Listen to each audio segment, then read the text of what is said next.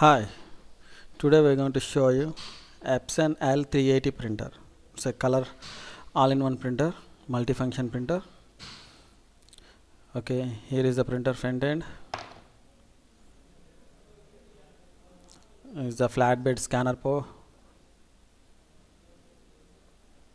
Okay, here is the mechanism section, internal heads.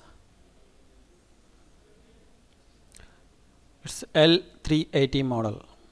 Okay, you can observe the tanks here, 4 colors. These are the accessories: power, USB cable, and 2 additional blacking has been given. Here is the back end of power section and USB port. There is no LAN or Wi-Fi device in there. No another switches are there to on off the ink also.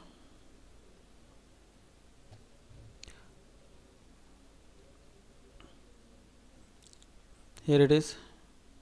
You can install or pour the ink from here. It's the latest model.